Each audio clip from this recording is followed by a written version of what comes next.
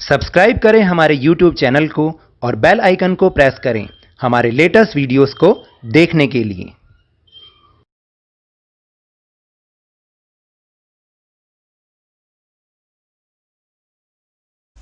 Hello and welcome to Lavneesh sir की क्लास। आज की ये शिक्षा निदेशालय राष्ट्रीय राजधानी क्षेत्र दिल्ली की वर्कशीट नंबर 9 जो कि क्लास 8वीं के स्टूडेंट्स के लिए है, यह ली गई है विज्ञान विषय से।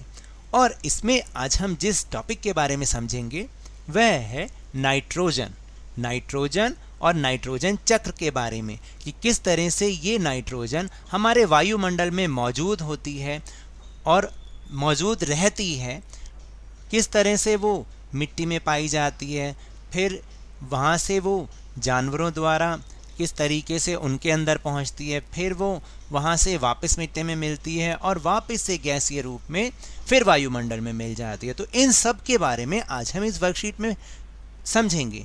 तो शुरुआत करें मेरे साथ और समझने की कोशिश करते हैं। वायुमंडल में 78% नाइट्रोजन पाई जाती है, जो सभी सजीवों के लिए बहुत आवश्यक होती है। तो अब आप समझे कि किस तरह से वायुमंडल में 78% नाइट्रोजन पाई जाती है और जो कि सभी सजीव जितने भी सजीव जीव हैं, चाहे वो पेड़ पौधे हैं, चाहे वो जीव जंतु हैं, चाहे वो मानव हैं, सभी के लिए नाइट्रोजन बहुत ज़्यादा ज़रूरी है। नाइट्रोजन प्रोटीन, क्लोरोफिल, न्यूक्लिक अम्ल व विटामिन के यौगिकों का अहम अथवा मुख्य अवयव है। पौधे एवं जंतु वायुमंडलीय नाइट्रोजन का सीधा उपयोग नहीं कर सकते। पौधों को नाइट्रोजन स्थिरीकरण क्रिया के द्वारा ही नाइट्रोजन मिलती है।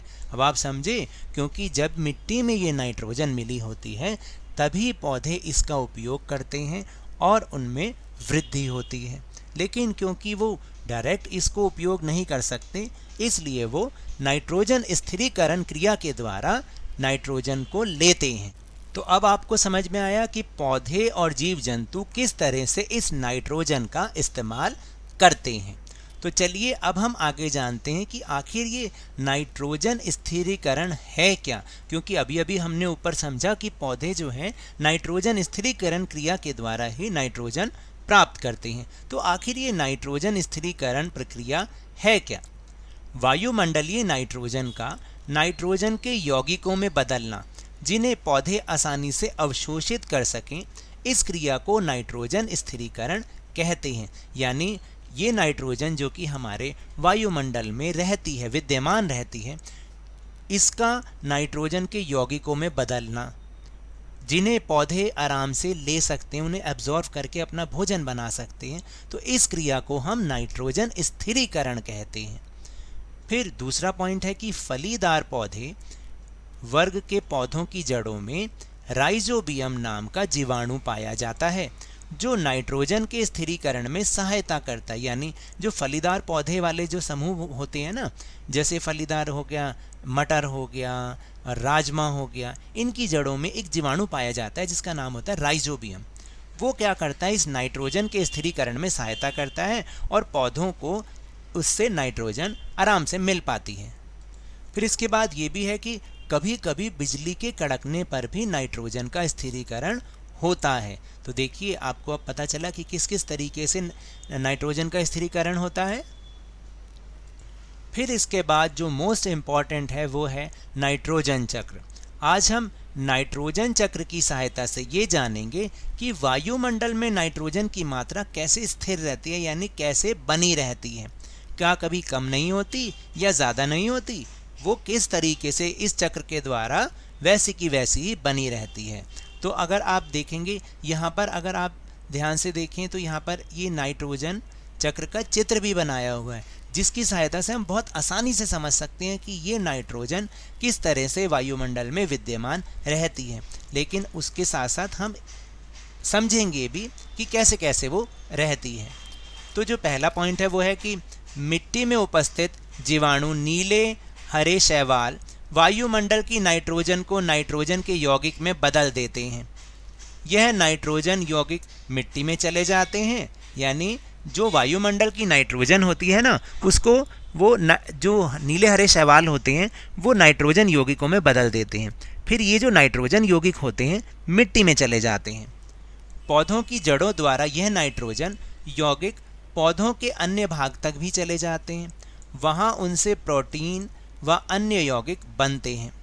फिर जो भी जंतु इन पौधों को खाता है यह नाइट्रोजन पादप, प्रोटीन या अन्य यौगिक के रूप में उन तक पहुंच जाती है। तो देखा आपने किस तरीके से मिट्टी से पौधों में और पौधों से जंतुओं में, और पौधों तथा जंतुओं की मृत्यु के बाद मिट्टी में उपस्थित जीवाणु और कवक इनके नाइट्रोजन अपशिष्ट को नाइट्रोजन यौगिक में बदल देते हैं। यानी फिर से पहले मिट्टी से पौधों में गई, पौधों से जंतुओं में गई, और जब जंतुओं की मृत्यु हो जाती है तो वो जो मिट्टी में उपस्थित जीवाणु रहते हैं वो इनके अंदर जो नाइट्रोजन अपशिष्ट होता है उसको नाइट्रोजन यौगिक में दोबारा से बदल देते हैं, और फिर वो उसी नाइट्रोजन को पौधों द्वारा फिर से उपयोग कर लिया जाता है। फिर इसके बाद क्या होता है, कुछ विशेष जीवाणु नाइट्रोजन यौगिकों को नाइट्रोजन गैस में बदल देते हैं जो वायुमंडल में चली जाती है। इस तरह से वायुमंडल में नाइट्रोजन की मात्रा लगभग स्थिर रहती है। तो देखा आपने किस तरह से ये एक चक्र बना हुआ है कि पहले वायुमंडल की जो नाइट्रोजन होती है वो नाइट्रोजन यौगिक के रूप में कौन बदलता है, नीले हरे शैवाल। फिर वो यौगिक मिट्टी में चले जाते हैं, मिट्टी से पौधों की जड़ों और पौधे के अन्य भाग में चले जाते हैं। फिर इन पौधों को जीव जंतु खाते हैं। जब ये जीव जंतुओं में पहुंच जाता है उसके बाद जब जीव जंतुओं की मृत्यु होती है या वो उत्सर्जन करते हैं तो वही अपशिष्ट पदार्थ मिट्टी में मिलता है। मिट्टी में जो उपस्थित जीवाणु होते हैं वो इसको वापस से नाइट्रोजन यौगिक में बदल देते हैं। फिर कुछ विशेष जीवाणु ऐसे होते हैं जो इन नाइट्रोजन यौगिकों को नाइट्रोजन गैस में भी बदल देते हैं। फिर ये गैस वायुमंडल में मिल जाती है और इस तरह से वायुमंडल में नाइट्रोजन की मात्रा लगभग स्थिर रहती है। अगर आप ध्यान से देखेंगे तो जो ये नाइट्रोजन चक्र बना है इसमें भी यही दिखा रखा है कि किस तरीके से वायुमंडलीय नाइट्रोजन, देखिए नीले हरे शैवाल से उसका स्थिरीकरण हुआ, फिर जीवाणु द्वारा नाइट्रोजन नाइट्रोजनी यौगिकों में परिवर्तित होना, मिट्टी में उपस्थित नाइट्रोजन के यौगिक, फिर उसको गैस में बदल देते हैं और फिर वापस वो वायुमंडल में मिल जाती है। तो एक तो चक्र ये हो गया। दूसरा क्या हुआ कि आप देखिए लिखा है तड़ित द्वारा नाइट्रोजन स्थिरीकरण, फिर मिट्टी में उपस्थित नाइट्रोजन के यौगिक वो पौधों द्वारा अवशोषित होते हैं, फिर जंतु उन्हें खाते हैं और जंतुओं की मृत्यु के बाद वो वापस से मिट्टी में मिल जाते हैं। तो इस तरह से नाइट्रोजन चक्र को समझा जा सकता है। तो आज का टॉपिक आसान था ना, कुछ नहीं है, सिर्फ नाइट्रोजन स्थिरीकरण कैसे होता है और नाइट्रोजन चक्र कैसे होता है, यही दो टॉपिक हैं। अगर फिर भी समझ ना आए तो आप मुझे कमेंट बॉक्स में कमेंट करके बता सकते हैं, मैं इसे दोबारा से समझाने का प्रयास करूंगा। चलिए अब चलते हैं अपने प्रश्नोत्तर की ओर। तो पहला प्रश्न है कि सेम और मटर फलीदार पौधे की जड़ों में कौन सा जीवाणु पाया जाता है? तो इसका उत्तर है कि फलीदार वर्ग के पौधों की जड़ों में राइजोबियम नाम का जीवाणु पाया जाता है जो नाइट्रोजन के स्थिरीकरण में सहायता करता है। फिर दूसरा प्रश्न है कि नाइट्रोजन का स्थिरीकरण किन किन विधियों द्वारा होता है? तो पहले तो हमें ये पता होना चाहिए कि नाइट्रोजन स्थिरीकरण होता क्या है।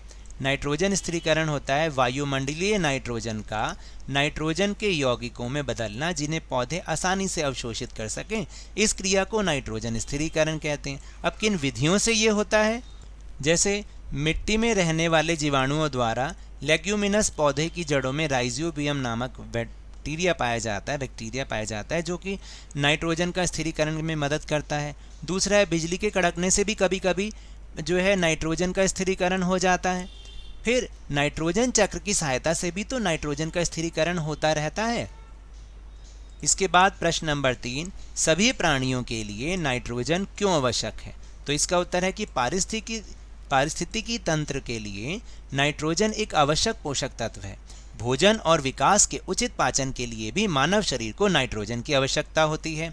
बैक्टीरिया नाइट्रोजन निर्धारण नामक एक प्रक्रिया के लिए जिम्मेदार हैं जो कि नाइट्रोजन को ऐसे रूप में बदल देता है जिसका उपयोग खाद्य श्रृंखला में अन्य जीवित चीज़ों द्वारा किया जा सकता है। इसके बाद आखिरी प्रश्न नंबर 4, वायुमंडल में नाइट्रोजन की मात्रा कैसे रहती है, स्थिर कैसे रहती है? नाइट्रोजन चक्र बनाकर स्पष्ट कीजिए। आपको यहाँ पर एक नाइट्रोजन चक्र बनाना है जैसे कि अभी हमने वर्कशीट में देखा था और उससे हमें समझाना है। तो आप इस तरीके से नाइट्रोजन चक्र बना सकते हैं जैसा कि वर्कशीट में बना हुआ है।